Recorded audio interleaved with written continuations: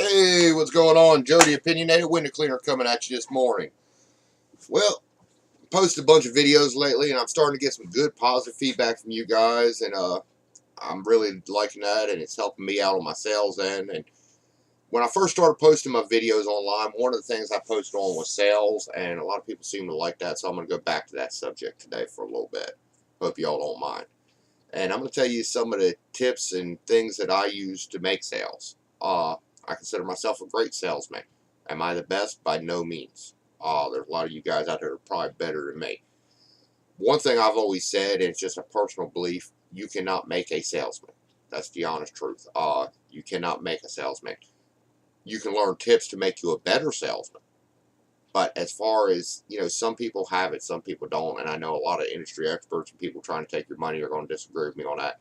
That's just my theory. You got to have a natural ability to interact with people to make sales. If you don't have that ability, then my personal suggestion is hire somebody to help you with the sales end in your company. And it's nothing wrong with that. You might be better at managing people. You might be better at another aspect of your company. But if you have the beginning fundamentals of things you need to know to make sales, you can do a lot better on it. So I'm going to go over some now. One of the first and most important rules, and yes, I'm going to smoke a cigarette while we talk, I hope y'all don't mind, is stop selling. Now, a lot of y'all's heads are spinning around backwards like, what the hell is he saying? Joe, the Opinionated Window Cleaner, has bumped his head today. He's telling me to make sales, but to stop selling. And that is correct. Stop selling. You spot a salesman a mile away. It don't take much to spot a salesman, and you don't want to be that person because salesmen have a bad name. It's about like the lawyer jokes. You don't want to be the used car salesman, so stop being that. Stop trying to talk quick and be a silver-tongued devil. It does not work consistently. Second thing, be honest. This is very important. When you are making sales, be honest with your customers. If you're not honest, these things can come back and bite you quickly. You will forget about saying this or that. If you're honest, you can always go back to the truth. And I guess the old corny saying is the truth will set you free. Well, the truth will make you sales. And we'll explain some more of that in a little bit. Know what you are selling. Now, this is a problem I see a lot of times. A lot of times we hire people to come in and help us with sales that have never worked on a truck, never done window cleaning, never done pressure washing, never done any of the services we are offering. We give them a brief introduction of it and we tell them to go sell it. Why? Guys, if you're hiring a salesman, put them on the truck and let them learn the jobs first for a couple days. If you are the owner of the company and you don't know the jobs, you need to learn them. Because when you're making sales, knowledge is power. So make sure every job you are selling, you know everything you could possibly know about that job. Inside, outside, you want to be the professional. If you go and try to sell a deck restoration job and the customer knows more about deck restoration than you, you're probably going to look like an idiot. Or if your salesman goes to sell it. So, know the product you are selling. Explain to potential customers why you should do the job. Now, listen to what I'm saying here. Don't go into customers and they say, well, yeah, I got an estimate from the Bubba John's window cleaning service downtown, and they said they were going to do it for this price, and you start saying, oh, no, well, you don't want to use Bubba John's. They're bad people, and they do drugs, and they do this, and they rip their customers off. Never say that. Explain, yeah, I've heard of Bubba John's. Well, let me tell you why I think we should do the job. We're fully insured. We're licensed. We're certified. I want your business. And explain the reasons, the benefits you bring to the table. Don't put somebody else's downfalls into the equation. You explain what you can do for that customer. Don't start it out by saying, well, no, I would not use him. Never badmouth your competition. It's just bad policy to get into. Let your competition badmouth you. If they are badmouthing you, it probably means you're doing something right. So, like I said, don't get into that. And explain to the potential customers why you should do the job. Do not explain to them why somebody else should not do the job. Ask for the sale. This I see time and time again in all industries and all forms of sales. Ask for the sale. If you want to be successful in sales, ask them for it. And what I mean by that is you get up there and give the customer an estimate. You turn around, walk around the house, do whatever, however you do it. You walk up to the customer and you give him an estimate. He looks at it and says, well, I'll get back to you. Right then, before he even gets a chance to say that, you should ask him, here's the estimate. When can we do this for you? I got to open it next week on Monday, and I got to open it on Wednesday. Which day would be better for you? You are asking for the sale.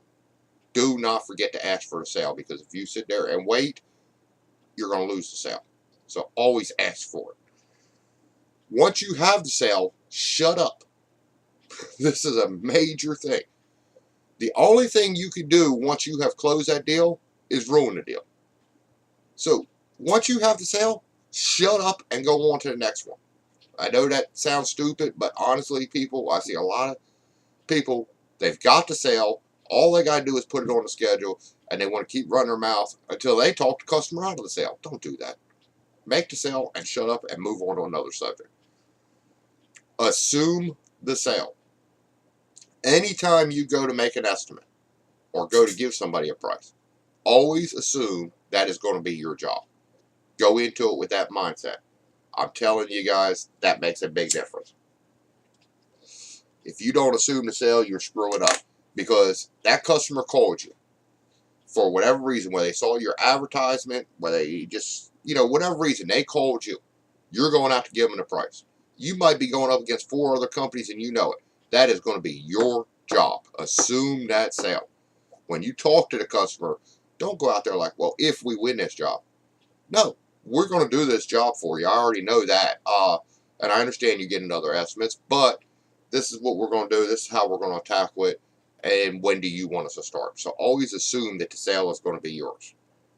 Now I'm going to give you a little bit of information on a couple methods I use on selling.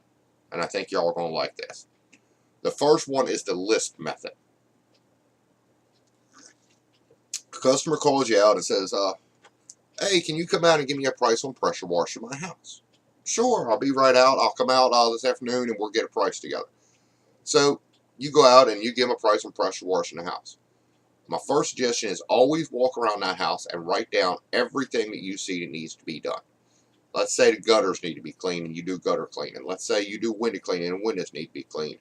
Let's say the driveway needs to be cleaned and you see that the dryer vent has got just lint built up all around the rodent trap on the outside. So you've got these 5 things. You go around to the customer and you're going to sell them. Now, remember, what they originally asked for was pressure washing.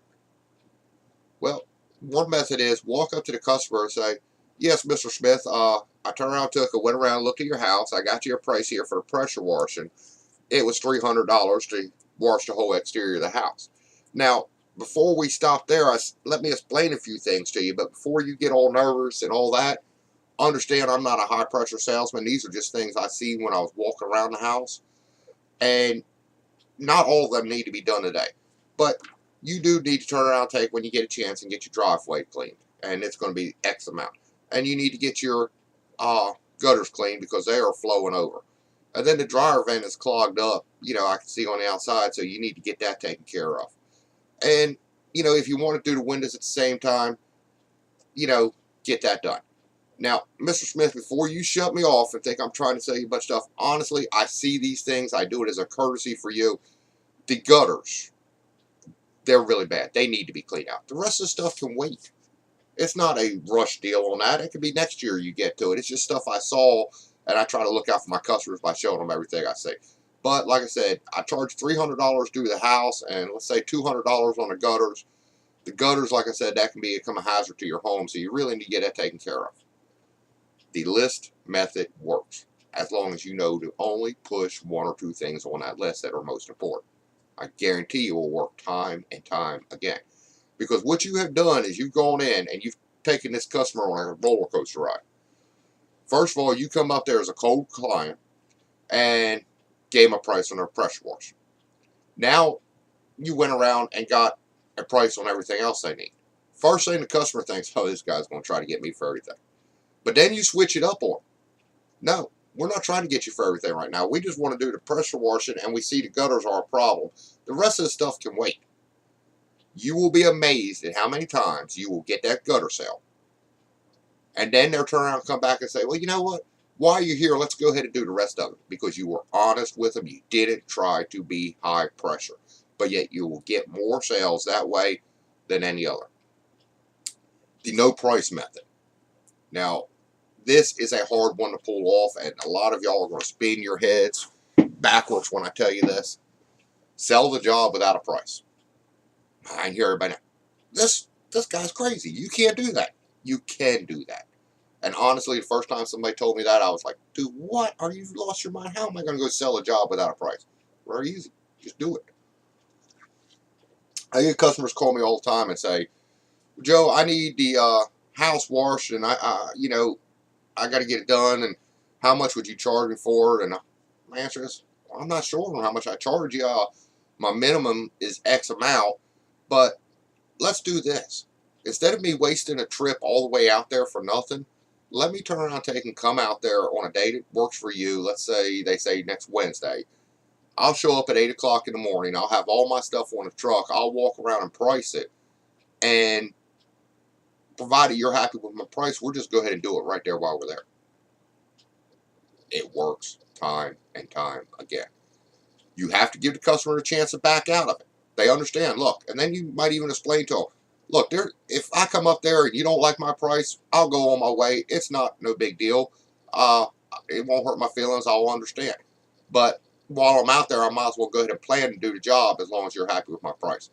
I'm telling you, this method works time and time again. It's one of the best things in the world if you can ever master it. It's hard to master. It's hard to get that mindset to change. This is one of the things that Joe always says about thinking outside the box. Think outside the box.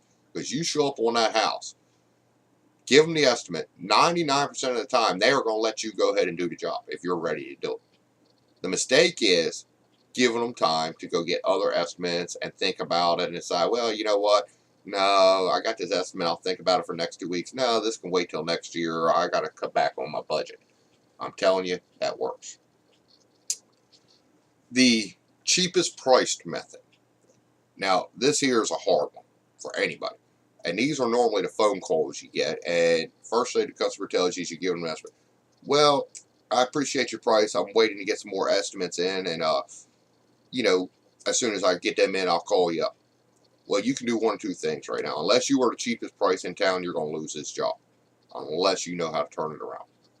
And the way you turn it around and say, oh, yes, ma'am, Miss Smith, I understand 100%. I don't blame you a bit, because I do the same thing whenever I'm getting work done. But you probably won't be calling me back, because, honestly, I'm not going to be the cheapest in town. I can imagine which other window cleaning company or brush washing companies you're calling, and they're going to beat my price. And I accept that. But I don't sell on price, ma'am. Honestly, I turn around, take, and sell on the quality we give and the service that we do. And we're fully insured and licensed, and my guys are good guys that you can trust in your house. And give them the reasons of why you're hired.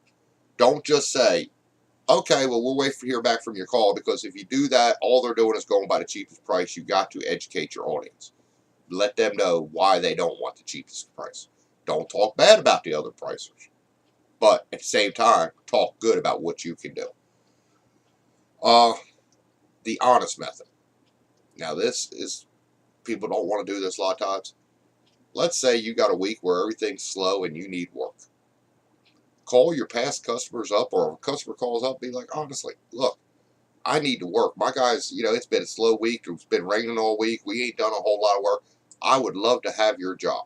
I'm going to do it for you for this price, and I really need this job this week. So if you don't mind me doing it, I'd love to be out there and show you what we can do. Be honest with your customers. Don't try to send them a lot of bullshit.